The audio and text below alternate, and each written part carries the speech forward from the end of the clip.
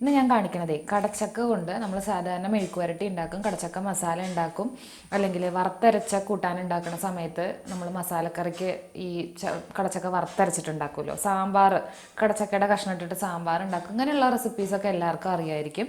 പക്ഷേ ഇതിനേക്കാളൊക്കെ സിമ്പിളായിട്ട് ചെയ്തെടുക്കാൻ പറ്റിയിട്ടുള്ളൊരു കാരക്കറി എന്ന് പറയുന്ന ഒരു റെസിപ്പിയാണ് കാണിക്കുന്നത്. ഉരുളക്കിഴങ്ങ് കൊണ്ടാണ് സാധാരണയായിട്ട് നമ്മളിത് ചെയ്യുക. ആ ഉരുളക്കിഴങ്ങിന് പകരം കടച്ചക്ക എടുത്ത് ചെയ്താലും നല്ല സ്വാദാണ് കേട്ടോ.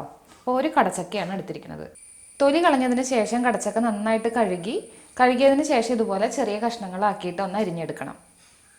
അരിഞ്ഞു വെച്ച കടച്ചക്ക ഒന്ന് വേവിച്ചെടുക്കണം. നമുക്ക് വേണമെങ്കിൽ കുക്കറിൽ വേവിക്കാം. കുക്കറിൽ വേവിച്ചാൽ അധികം ഉടഞ്ഞു പോകുമെന്ന് വിചാരിച്ചിട്ടാണ് ഞാൻ അല്ലാതെ വേവിച്ചെടുക്കുന്നത് കേട്ടോ.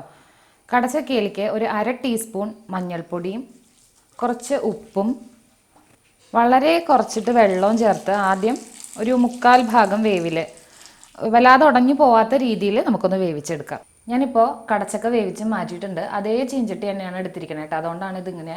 അതിലേക്ക് തന്നെ 2 ടേബിൾ സ്പൂൺ വെളിച്ചെണ്ണ ഒഴിച്ചു. വളരെ ചെറിയ തീയിൽ വേണം വെക്കാൻ, കാരണം ഇനി നമ്മൾ ചേർക്കുന്നത് പൊടിയാണ്. ഞാനൊരു ബൗളിൽ 1 ടേബിൾ സ്പൂൺ അളവിൽ സാമ്പാർ പൊടിയും 1 ടേബിൾ സ്പൂൺ അളവിൽ തന്നെ മുളക് പൊടിയും എടുത്തിട്ടുണ്ട്. അത് സാമ്പാർ പൊടിയുടെയൊക്കെ എരിവനുസരിച്ചിട്ട് അവരവരുടെ എരിവിനനുസരിച്ചിട്ട് കുറയ്ക്കുകയോ കൂട്ടുകയോ ചെയ്യാം. ഈ പൊടി ചേർത്തിട്ട് ഒരു ചെറുതീയിൽ അതിൻ്റെ ഒരു പച്ചവാസന മാറണത് വരെ കരിയാതെ ആദ്യം നമുക്ക് പൊടി ചൂടാക്കി എടുക്കണം എണ്ണയിൽ. ഇത് പല രീതിയിൽ ചെയ്യും കേട്ടോ. കടുകൊക്കെ വറുത്തിട്ടിട്ട്, കടലപ്പരിപ്പ് വറുത്തിട്ടിട്ട്, അങ്ങനെ ചെയ്യേണ്ടവർക്ക് വറുത്തിട്ടിട്ട് ചെയ്യാം. പിന്നെ ഈ സാമ്പാർ പൊടിയും മുളക് പൊടിയും നമ്മൾ കാരം എന്ന് പറഞ്ഞിട്ട് എളുപ്പത്തിന് പൊടിയായിട്ട് ചേർക്കണതാണ്. ഇതിന് പകരം ശരിക്ക് കടലപ്പരിപ്പും മല്ലിയും ഒക്കെ വറുത്തിട്ട് അത് പൊടിച്ച് കൂട്ടായിട്ട് ചെയ്യണവരുണ്ട്. പക്ഷെ ഏറ്റവും സിമ്പിളായിട്ട് നമുക്ക് ഇങ്ങനെ ചെയ്യാം. ഇനി വേവിച്ച് വെച്ചിട്ടുള്ള കടച്ചക്ക ഇതിലേക്ക് ചേർത്തിട്ട് ചെറുതീയിൽ തന്നെ വെച്ചിട്ട് ഇത് നന്നായിട്ട് ഇളക്കി യോജിപ്പിക്കുക.